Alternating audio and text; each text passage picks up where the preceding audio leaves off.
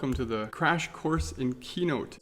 I've created this course because I'm a strong believer in the new communications of the digital age. In the 21st century, we get so much of our information from screens and we learn so much online that I think it's important. It's a really fundamental new skill we all need to possess in order to advance in our careers, in order to be able to communicate better with the wider world.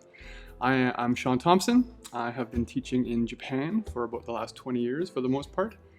I'm a digital technologies integrator at the International School of the Sacred Heart presently. I'm really strongly committed to making people better communicators in my school. So in this course, I'm going to help you. I'm going to help you by first off starting about the toolbar. Now there are so many wonderful tools for increasing your workflow and making things work better for you that I thought we start right from the very basics, making it easy for you from the setup on your palette, if you will, which is what your keynote's going to be. The next lesson is about shapes, how we deal with them, how we can add different styles, different colors, and from there we move on to text, where there are other tricks you can learn, going as far as even getting freely available fonts from the internet. We get into the use of layers, which becomes more important later on when you have a number of different images, say, on your screen.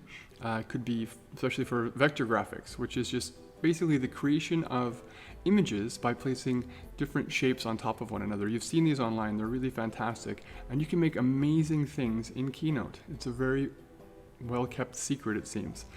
From there, we get to the first real challenge for you. To this point now, you've set up everything for success. You learn how the interface works. The first challenge is for you to make a logo of your own using the skills we've given you so far. Now, after that, we move on to transitions. Transitions are the movements from one slide to the next slide. It's kind of like an animation, only it's across slides. You can actually make, as I have been just very recently with small children, on making simple animations just using the magic move transition.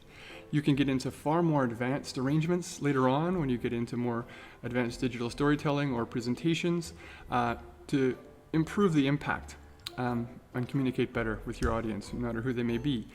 There are tips and tricks throughout this. I'm a big fan of keyboard shortcuts, and even the toolbar thing is just meant to help you get further than I did. It took me years to get here. I want you all, after this basics crash course, to have years of improvement in terms of how you work with the interface and improve your efficiency in your workflow.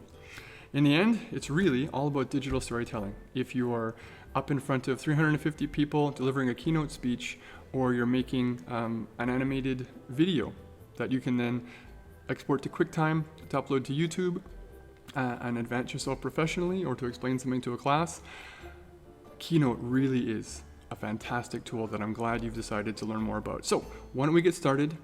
Fire up Keynote, let's begin.